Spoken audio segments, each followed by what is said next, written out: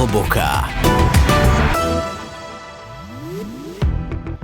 Príjemný dobrý deň, milí poslucháči Rádia Hlboká. Vítame vás pri našej májovej epizóde, ktorá je opäť nabitá zaujímavými témami, hostiami aj tipmi pre vás. Dnes sa môžete tešiť na rozhovor so slovenským spevákom Adonisom, ktorý prijal naše pozvanie a porozpráva nám viac o svojej hudbe, tvorbe, aktuálnych projektoch, ale aj o svojich školských časoch. V našej rubrike Slovenčina zblízka sa tentokrát pozrieme na vykanie. Prezradíme si, ako ho správne používať a prečo má v komunikácii svoje dôležité miesto. Nebude chýbať ani zaujímavé rozprávanie s Katarínou Nádaskou, s ktorou sa ponoríme do prvomájových zvykov a tradícií. A ak hľadáte inšpiráciu na večer, máme pre vás aj filmový tip. Predstavíme vám nový animovaný film Zvieracia farma. Pohodlne sa usaďte, naladte sa na našu frekvenciu a poďme spolu začať dnešné vysielanie. Rádio Hlboká práve štartuje. Slovenčina zblízka. Vítajte pri rubrike Slovenčina zblízka. Naša dnešná téma je o zdvorilosti v jazyku, o vykaní.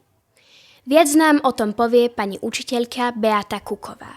Používanie vykania v slovenčine predstavuje prejav úcty a odstupu. V slovenčine píšeme zámena vy, váš vždy s veľkým písmenom, ak oslovujeme konkrétneho človeka, a je dôležité zdôrazniť, že určitý slovesný tvar, čiže sloveso, je vždy v množnom čísle. Napríklad, pán riaditeľ, vy ste nám dali pokyn. Alebo, vážená pani učiteľka, mohli by ste mi pomôcť s touto úlohou? Dôležité pravidlo, ktoré platí, je najmä to, že vykanie a tykanie nikdy nemôžeme miešať v jednej vete. Nesprávne je povedať: prosím vás, mohol by ste mi podať pero?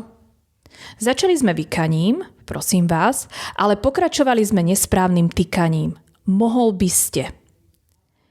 Pri vykaní spôsobuje ľuďom problém predovšetkým menný prísudok, nazývaný aj slovesnom menný prísudok, ktorý sa vyjadruje určitým tvarom slovesa byť v spojení s podstatným menom, prídavným menom a podobne. Tieto ostatné slovné druhy pri vykaní používame v jednotnom čísle. Napríklad, pani učiteľka, boli ste spokojná s mojou prácou? Vykanie je nielen gramatická, ale aj spoločenská norma. Ukazuje, že si vážime druhého človeka. A keď si nie ste istí, či tykať alebo vykať, je vždy bezpečnejšie zvoliť vykanie. Takže nezabúdajme, vykanie je prejavom úcty. A my sa na budúce počujeme s ďalším slovíčkom. Hosť Rádia Hlboká.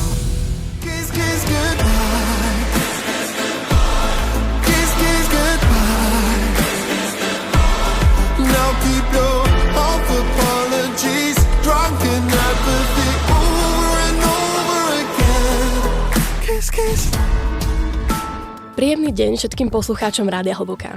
Dnes tu máme hostia, ktorého tvorba sa nebojí ísť do hĺbky. Nielen hudobne, ale aj osobne. Jeho skladby nesú silnú emóciu a autenticitu. Môj dnešným hostom je slovenský spevák Adam Pavlovčín, ktorého môžeme poznať pod umeleckým menom Adonis. Adam, vítaj u nás. Ahoj, ďakujem veľmi pekne za pozvanie. Začneme možno trochu návratom späť. Aký si bol žiak? Ja som mal hrozne rád dejepis a bol som podľa mňa taký ten, ako sa to povie, teacher's pet. Neviem, ako to úplne preložiť. Učiteľom má značík znie trošku zvláštne, ale pamätám si, že som presne bol lepší práve v tom dejepise a v slovenčine ako v tej telesnej a informatike. Mali tvoje školské roky už tedy niečo spoločné s hudbou alebo umením? Čiastočne. A tým, že náš školský systém nemá až tak zakorenené to kreatívne odvetvie, okrem teda nejakej výtvarnej alebo hudobnej, ktorá je väčšinou taký skôr oddychový čas tu u nás, tak všetko to kreatívne bolo vždy taká vedľajšia koľaj, čiže to boli nejaké základné umelecké školy, Boli to nejaké extra krúžky alebo vlastne súkromné hodiny spevu a podobne. Ale viem, že tam bola myšlienka ísť na konzervatórium do Bratislavy, čo som nakoniec, neviem či úplne z presvedčenia, ale možno to bolo vo mne trošičku tak zakodované na začiatku, že tak ale to nie je úplne reálna škola a reálny diplom a mal by som mať nejaké zadné vrátka, tak som radšej išiel na bilingválne gymnázium. Spätne sa na to pozerám, že super, bilingválne gymnázium ma vystrelilo práve do zahraničia, ale tak či tak som skončil na tej umeleckej škole a myslím si, že keby som sa rozhodol ísť aj na to konzervatórium a venoval sa naopak potom tej angličtine súkromne, tak by to mohlo mať rovnaký výstup. Je niečo zo školy, či už konkrétny človek, zážitok alebo aj nejaká výzva, čo ťa formovala a ovplyvňuje ťa to dnes? A teraz záleží, že z akej školy. Z ktorého, je to jedno, že z ktorého ročníka. Tak tým pádom si musím určite vybrať ten Londýn, kedy vlastne som prišiel aj do mesta, aj na školu. S veľkými očami a s veľkými možno ilúziami, ktoré sa úplne nestotožňovali vždy s realitou. Aj v tom pozitívnom, aj v tom negatívnom. A celý ten školský systém vlastne anglický sa veľmi podobá tomu škandinávskemu, by som povedal, kedy napríklad u nás tých 40 hodín do týždňa je úplne iných ako tam. Tam to je možno nejakých 12,5 a zvyšok si musíš doplniť sám a je tam viac tak pestovaná nejaká tá tvoja vlastná motivácia a to, že ty si vybral toto, čo študuješ, pretože si to chcel a pretože to chceš a vlastne si ten čas preto máš nájsť aj sám. Čože úplne iné zmýšľanie, ako možno máme my tu na vysokých školách, kedy máš všetko nalinajkované a nadiktované, tak tam práve naopak musíš ty vyvíjať tú iniciatívu a pochopíš to človek možno až tak v 2., 3. ročníku, že sa musí tak prenastaviť a vlastne je to tiež super a máš tam kvalitné možnosti, máš tam štúdia, najmä teda čo sa týka hudobnej skladby a spevu. Máš tam hrozne veľa príležitostí, ktoré si ale musíš nájsť a pokiaľ si ich nenájdeš, tak vieš tak preplávať, ale tým pádom z toho máš možno tak 30%. Veľa ľudí ťa vníma aj v kontexte medzinárodnej scény, napríklad Eurovízie. Čo pre teba táto skúsenosť znamenala? Zmenila nejako tvoj pohľad na hudbu alebo na seba ako umelca? Toto je veľmi obšírna otázka a častokrát si vyberám nejakú časť ako na Eurovíziu odpovedať, pretože je to obrovská príležitosť sa vôbec účastniť takejto veľkej platformy. Ja si z nej beriem veľmi veľa, beriem si z nej teda verím aj veľa fanúšikov, ktorí nejako tak zostanú s tebou aj po tej súťaži, nielen počas. A myslím si, že to bola veľká škola, ako presne pristupovať k takejto medzinárodnej platforme a k takémuto obrovskému priestoru, ktorý dostaneš ako umelec a ako ho využiť, ako ho nevyužiť a možno čo už je príliš veľa a čo je príliš málo, takže nastavilo mi to nejaké hranice v tomto určite. A vrátil by si sa ešte niekedy späť na Eurovíziu? Neviem. Myslím si, že je to možno tak nejako zakorenené alebo zakodované v tej súťaži, že tie comebacky sa tam občas dejú. Možno si to viem predstaviť, ale v aktuálnom rozpoložení asi nie. Že myslím si, že môj teraz cieľ je nefixovať sa na tú Eurovíziu, jak som sa možno na ňu fixoval v minulosti a mal som to ako veľký cieľ a veľkú métu. A že ak by sa takéto niečo stalo, tak by to podľa mňa bolo neplánované, alebo by to naozaj sa vyvinulo veľmi prirodzene. A to si myslím, že by bolo aj lepšie možno. A je dobre dať priestor aj iným umelcom, ktorí by sa chceli takto odprezentovať a zažiť si Eurovíziu. A sleduješ Eurovíziu aj tento rok? A ak áno, máš nejakých svojich favoritov? Tak tým, že vidie človek z Eurovízie, tak ten algoritmus ho neminie, takže ja naozaj mám vždycky plný TikTok všetkého, takže ten prehľad mám, aj keby som nechcel. A mám asi favorita Dánsko a Soren, ktorého národné kolo som si tak nejako pozrel možno aj 10 krát a veľmi ma to chytilo, má to hrozný drive, veľké srdce a myslím si, že to tak ako keby umelca zaujme iný umelec, keď v ňom vidí možno aj kúsok seba, takže vyberám Dánsko. Stáva sa ti, že máš nápad na nejakú pesničku a hneď vieš, že to bude hit? Nie. Teda stáva sa mi, že mám nápad hneď na pesničku a hneď ju vytvorím, ale paradoxne si myslím, že tie spontánejšie veci veľakrát fungujú viac ako tie, ktoré sú plánované alebo z ktorých chceš silou mocou spraviť hit. Takže skôr sa na to pozerám tak, že musí sa to mne naozaj páčiť a keď ja v to uverím, tak je tam väčšia šanca, že presvedčím aj niekoho iného, že to je super skladba. Či hit, to je otázne, ale pokiaľ ja mám ten drive a chtíč nejako posunúť a viacej sa venovať skladbe aj v rámci toho promovania, tak to si myslím, že je najdôležitejšie. Čo sa práve deje s Rituálom, pretože mám hrozne rád tú skladbu Zemou. A práve keď sme pri Rituále, tak v tejto novinke Zemodrobnou ťa počujeme spievať po slovensky. Cítiš sa prirodzenejšie v angličtine, alebo si začínaš nachádzať cestu aj k tej slovenčine, čo sa týka pesniček a spievania? Už teraz sa mi tak dosť zdomacnela aj tá slovenčina. Kedysi to teda bola len angličtina, pretože to bol jediný jazyk, v ktorom som tak nejako tvoril alebo začal tvoriť. Aj vďaka škole mal som v tom jazyku viac skúseností. Takže tej slovenčine sa nebránim. Myslím si, že mi dnes dáva možno aj viac inšpirácie tým, že som není úplne v tom jazyku vypísaný a tá angličtina vie veľakrát veci odpustiť a klišé skryť a slovenčina nie. Tam je naozaj všetko jak pec na oko, takže naozaj hľadať nejaké tie slovné spojenia, ktoré neznejú klišé, zároveň majú aj nejakú metaforu alebo hlbší význam, je pre mňa zaujímavé a aktuálne možno aj viac inšpirujúce.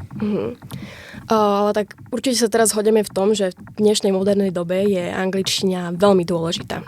Ty si sa ju naučil v škole alebo cez pozeranie filmov, seriálov, cez aplikácie?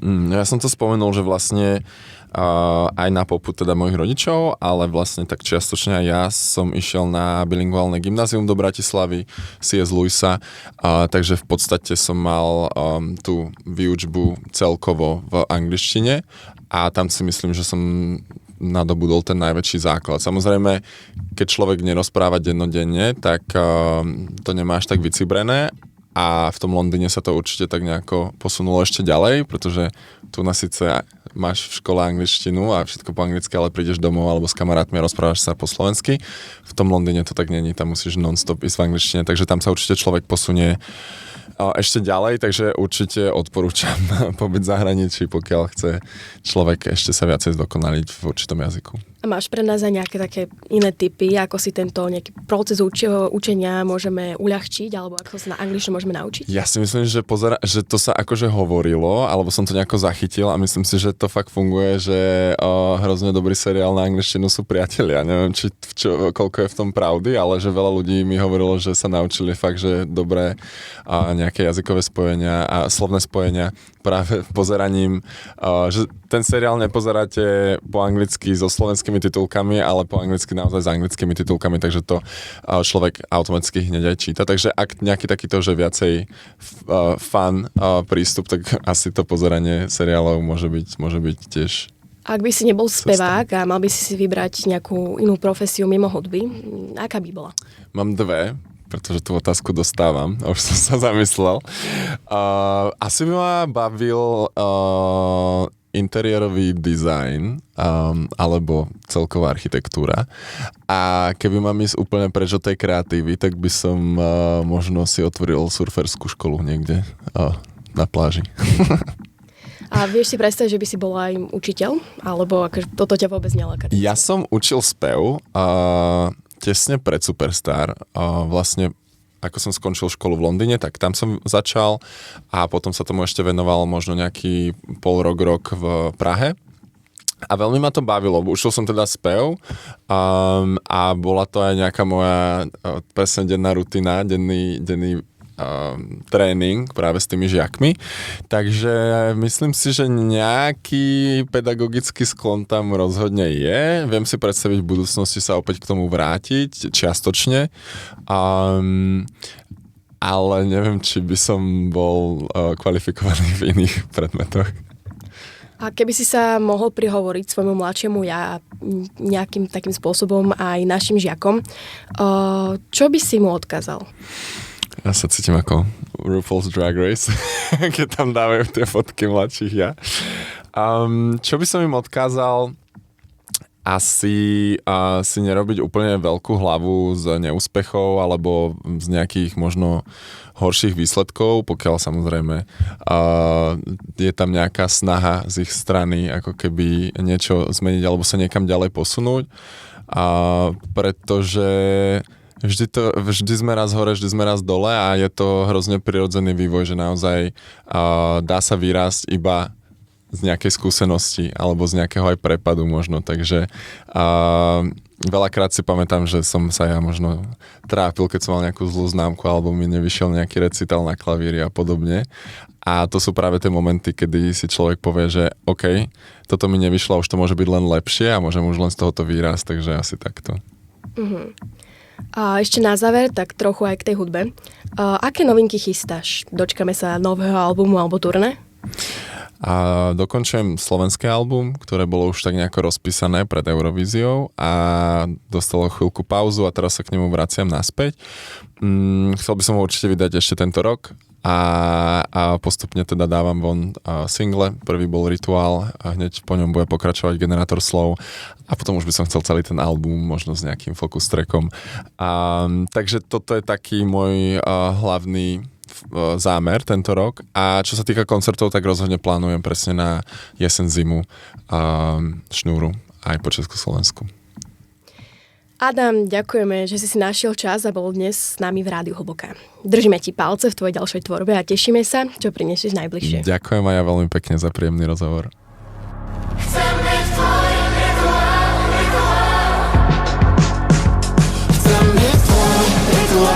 rituál, ktorý sa ešte nestal. Chcem, aby tvoja tvár našla všetky moje miesta. Chcem byť tvoj rituál, ktorý sa ešte nestal. Chcem, aby tvoja tvár našla všetky moje miesta.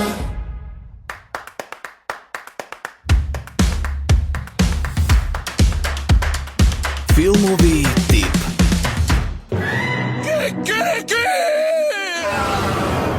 V dnešnom filmovom tipe vás pozveme do sveta, ktorý na prvý pohľad pôsobí ako rozprávka, no veľmi rýchlo odhalí svoju temnejšiu tvár. Reč je o novom animovanom filme Zvieracia farma, ktorý prichádza do kín už 14. mája 2026. To je nestihoreň! Pozrite, aké mám šunky. Chcú nás zjesť. Chcete byť jedlom? Alebo chcete slobodu? Sloboda! Poďme sa tu bojovať!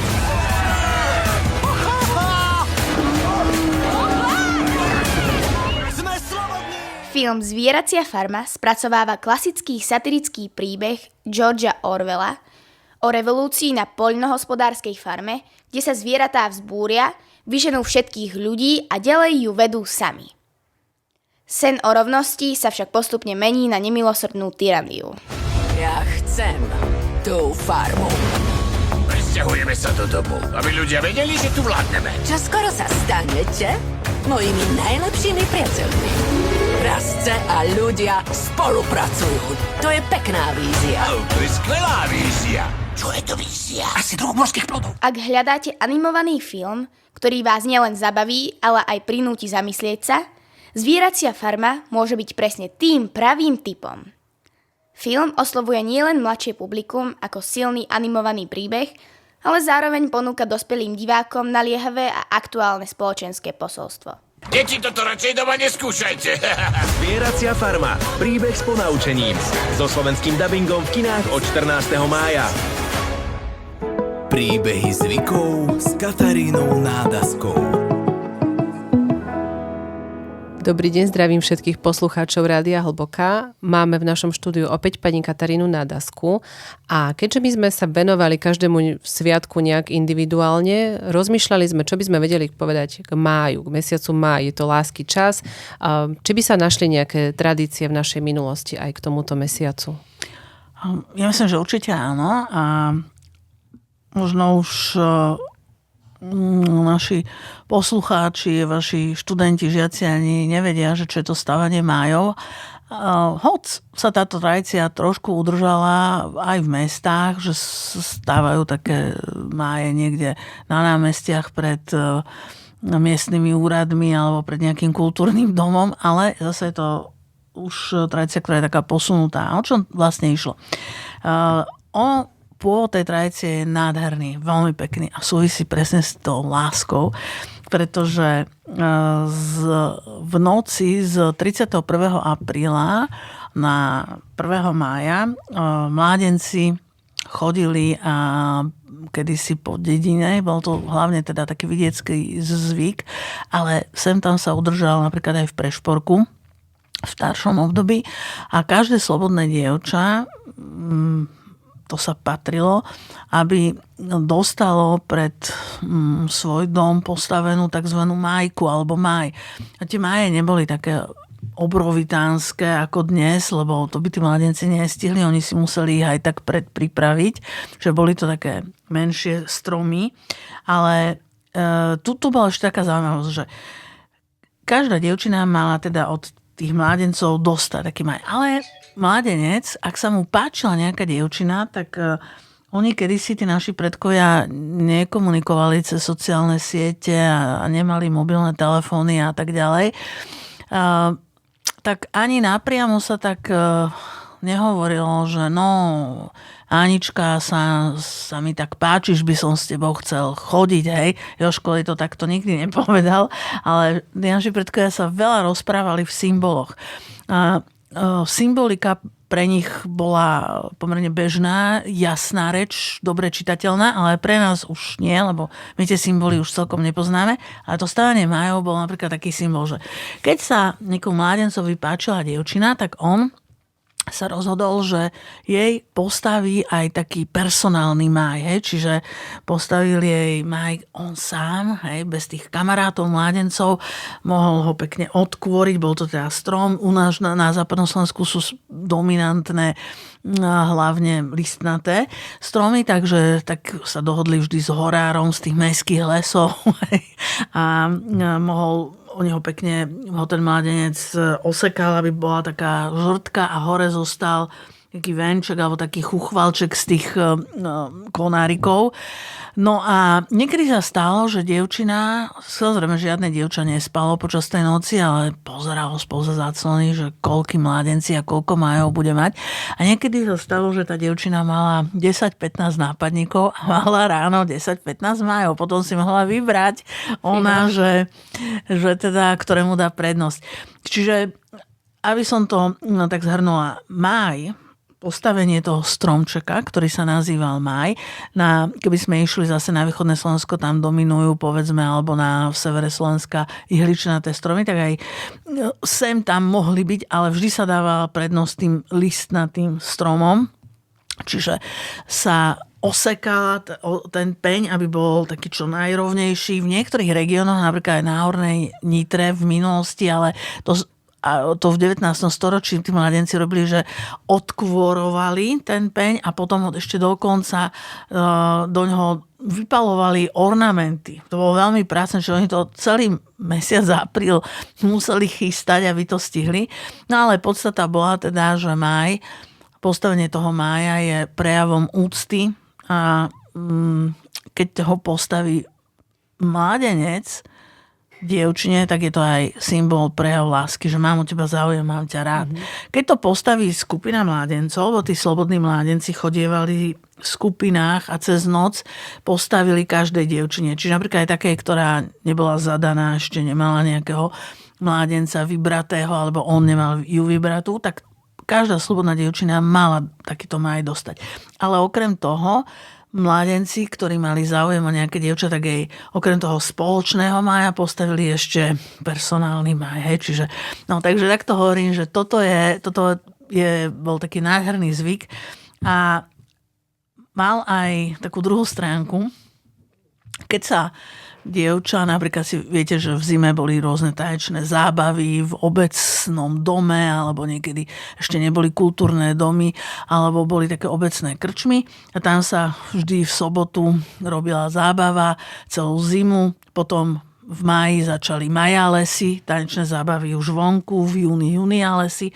No a predstavte si, že nejaký mládenec sa mu páčila dievčina a on sa išiel pre ňu, pozvali ju do tanca. A ona, ako sa hovorí, že dala mu košom, proste ho odmietla.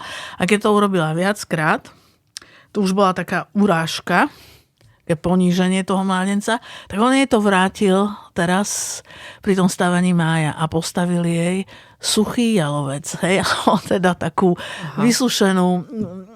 vysušený kus kríka, ktorý tam zabodol. No a to bola veľká hanba, proste. Môžem sa ešte opýtať, tie dievčiny vlastne vedeli, od koho majú ten máj? Povedali si to medzi sebou, alebo mali len nejakú takú intuične... Vedeli, pretože tie máje sa stávali v noci a tá noc z 31. a 1. mája žiadna dievčina nespala a ja po tme spoza zácloniek pozerali, že ktorí mládenci a tak ďalej. Oni tým, že tie máje boli aj potom personalizované, to znamená, že ten mládenec, aby bolo jasné, že kto, tak on jej tam často ešte vyril proste nejaký taký monogram svoj, aby bolo jasné, že on sa podpísal tým nožikom, aby bolo jasné, že kto, od koho to má. A ona teda mohla samozrejme reagovať presne tak, že potom bola veľká veselica, ten spomínaný majáles, takže tú priazeň mu mohla potom prejaviť tancom a už ako sa hovorilo, bola ruka v rukave. Takže to stávanie májov má prioritný význam ako prejav a symbol úcty. A bola to zase záležitosť výlučne slobodnej mládeže. Že máje sa nestávali už ženám, ktoré boli vydaté, alebo nejaké staršie ženy, alebo vdovy, hej, ale len čisto slobodné dievčatá a stávali ich slobodní mládenci. Čiže to bola zase taká záležitosť, ako sme hovorili v minulej relácii o tom šibáni veľkonočnom, že pôvodne to bolo tiež len záležitosť slobodnej mládeže, tak aj to stávanie májov. Dnes tie máje, ako som spomínal v úvode, môžeme ich vidieť aj v mestských častiach. V Bratislava takmer každá mestská časť má máj, niektoré mestské časti majú aj viacero tých májov, ale to je vlastne už len taká symbolika, pretože obyčajne večer na 1. mája, tak ako začínal ten majales kedysi, že tá slobodná mládež sa si zatancovala, tak dnes je to vlastne pripomienka tohto krásneho zvyku a obyčajne ten máj stávajú dobrovoľní hasiči alebo proste iné občianske združenia, robia to mládenci alebo muži a teda robí sa to samozrejme pre všetkých obyvateľov, teraz už nielen pre tie slobodné dievčatá, ale je to veľmi pekná pripomienka tej pôvodnej histórie, o ktorej sme si rozprávali. A ja tu vidím aj zase sa tie zvyky menia, ale zase ja tu vidím aj takú veľmi peknú vec, že obyčajne vždy na 1. mája je teda nejaká tá spoločná taká veselica, často vystúpenie nejakých folklórnych súborov. V mestách lebo mestá mali trošku inú kultúru, tam aj dnes je ten folklór teda veľmi žiadaný, ale často sú tam potom aj také tie rôzne mestské súbory, aj moderné, ktoré zase pritiahnu tú mládež. A je to vždy veľmi pekná akcia, kde sa stretnú tí ľudia z tej danej komunity a majú možnosť si spolu zatancovať a povedzme aj zaspomínať tí starší, ktorí si ešte tie stávanie tých májov ako proste pamätajú, tak si pospomínajú, že ako to bolo. A tí mladší, ono vždy je celkom fascinujúce sa pozrieť, ako aj tí hasiči stávajú tie máje, lebo keď sa postaví ten jeden máj, taký centrálny, tak on je obyčajne naozaj niekoľko metrov vysoký a to je tiež umenie proste, ako ho upevniť, aby vydržal celý mesiac, pretože posledný deň mája sa nazýva Stínanie mája, kedy si to bola tiež taká slávnosť. Ono hore do tej čečinky, alebo teda do tých lístkov, ktoré tam hore boli, okrem stúžiek, tam sa dávali, a v mnohých mestských častiach sa to udržiava, že sa tam dáva nejaká fľaša s nejakým nápojom dobrým a je to kvôli tomu, aby potom zase tí mládenci a muži, ktorí ten majú, musia opatrne dať dole. Ak ho dajú dole opatrne, to znamená, že tú fľašu nerozbijú, tak potom majú niečo na osvieženie. Odmenu. Tak, presne. Dobre, ďakujeme veľmi pekne za približenie tradícií alebo tradičného ponímania toho stavania mája, lebo myslím si, že mnohí poslucháči vidia tie máje postavané niekde v mestských častiach, ako ste spomenuli, ale asi predpokladám, že nie každý vedel tú podstatu a tú tradíciu stavania mája. Takže ja prajem všetkým poslucháčom, aby si užili už krásne májové teplé počasie, prípadné koncerty, Maja lesy a možno aj stavanie mája. Ďakujeme pani Kataríne Nadaskej za návštevu.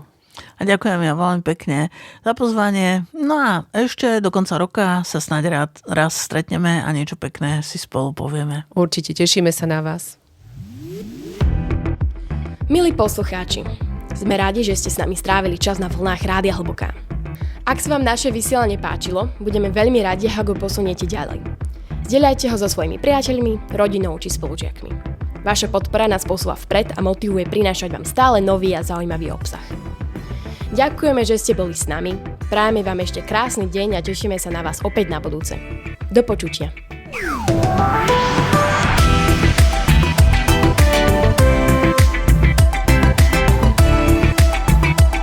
Rádio Hlboká.